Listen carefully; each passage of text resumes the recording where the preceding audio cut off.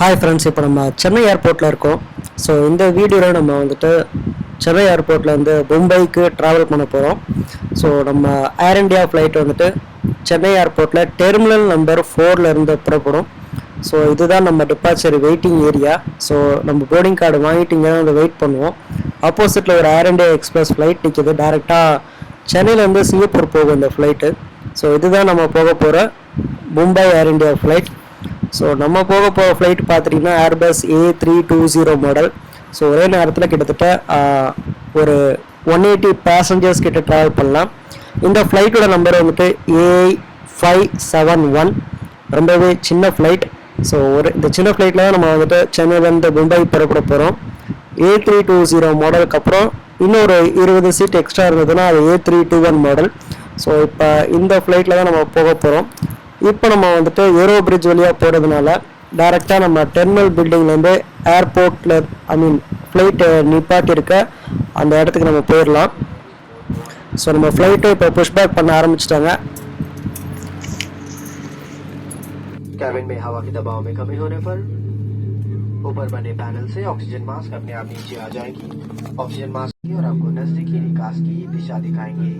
आपका नजदीकी insert the metal tip into the buckle and tighten by pulling the strap to unfasten, lift the flap and pull the ends apart. Identified by the exit signs. In case of an emergency flow path, fluorescent strip lights will guide you to the nearest exit. In some cases, your nearest exit may be behind you. During an event, economy class में life waste seat के नीचे रखी है। Business class में life waste बीच वाले armrest के compartment में रखी है। अगर आप ओवरविंग एग्जिट का इस्तेमाल कर रहे हैं तो कृपया लाइफ वेस्ट को विंग पर उतरने के बाद ही खुलाएं।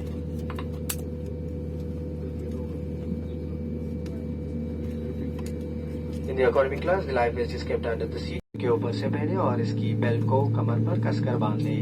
लाइफ वेस्ट को लॉल टॉवल खींचकर विमान से उतरने के तुरंत पहले फुलाएं।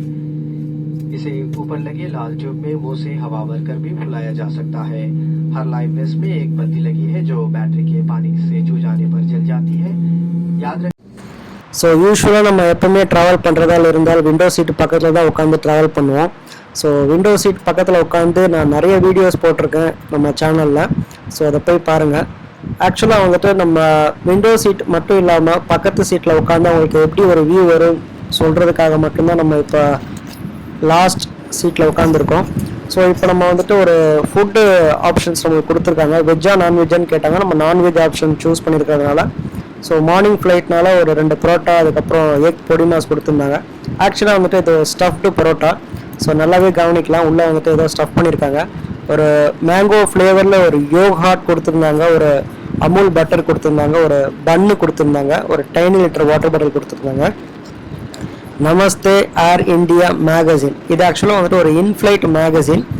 சப்போஸ் நீங்கள் வந்துட்டு ஏர் இண்டியாவில் ட்ராவல் பண்ணுறீங்க மே மந்த் அப்படின்னா இந்த மேகசினை தான் all over India and all over international எந்தெந்த ஏர் இண்டியா ஃப்ளைட்ஸ்லாம் பறக்குதோ எல்லா ஏர் இண்டியா ஃப்ளைட்ஸ்லையும் இந்த இன்ஃப்ளைட் மேகசினை நீங்கள் பார்ப்பீங்க.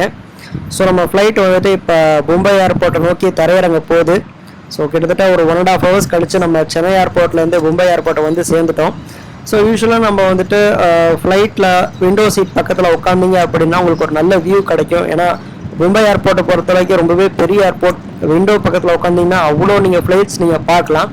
பட் நம்ம வந்துட்டு இப்போ விண்டோ சைட்லேயே உட்காந்து நிறைய வீடியோஸ் எடுத்ததுனால நம்ம வந்துட்டு இப்போ இந்த சைடில் உட்காந்து நம்ம வீடியோ எடுத்துகிட்டு இருக்கோம். ஸோ இந்த வியூ தான் நீங்கள் பார்ப்பீங்க. ஸோ ஃப்ளைட்டில் சப்போஸ் சீட் காலியாக இருந்ததால் மட்டும் அந்த சீட்டில் போய் உட்காந்துக்கோங்க. ஃப்ரண்ட்டில் இந்த மாதிரி பிஸ்னஸ் கிளாஸ் சீட்ஸ்லாம் இருக்கும். ரொம்பவே பெருசாக இருக்கும். தாராளமாக உட்காந்துக்கலாம்.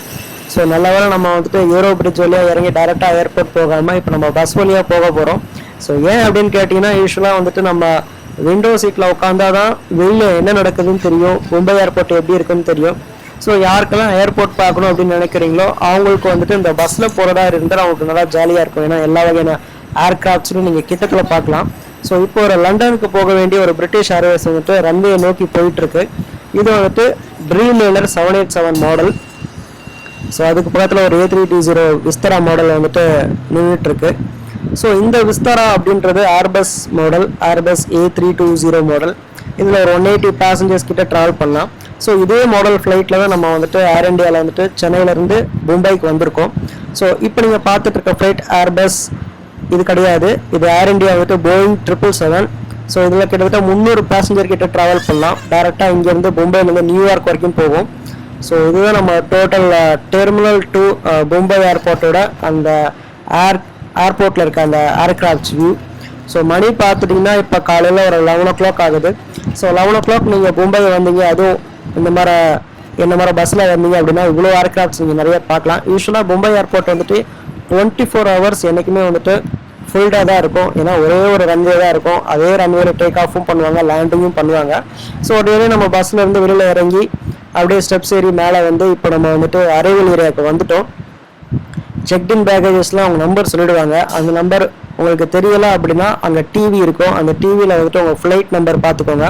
நம்ம வந்துட்டு இருக்க ஃப்ளைட் நம்பர் AI571 சென்னையிலேருந்து வந்திருக்கு. ஸோ அந்த பெல்ட் நம்பர்லேருந்து நம்ம செக்இன் பேக்கேஜஸ் எல்லாமே நம்ம கலெக்ட் பண்ணிக்கலாம். ஏர் இண்டியாவில் இப்போ ஒரு ரிவைஸ்டு செக்இன் பேக்கேஜஸ் சொல்லியிருக்காங்க. 15 கிலோ, வெறும் 15 கிலோஸ் மட்டும்தான் நம்ம செக்இன் பேக்கேஜஸில் போட முடியும். கையில் ஒரு 7 கிலோ எடுத்துகிட்டு வந்துடலாம். ஸோ இதில் மும்பை ஏர்போர்ட்டை பொறுத்த வரைக்கும் உங்களுக்கு ட்ரிங்கிங் வாட்டர்லாம் டோட்டலாக ஃப்ரீயாக கிடைக்கும். யூஸ்வலாக எல்லா ஏர்போர்ட்ஸ்லேயும் வந்துட்டு ட்ரிங்கிங் வாட்டர் ஃப்ரீ தான்.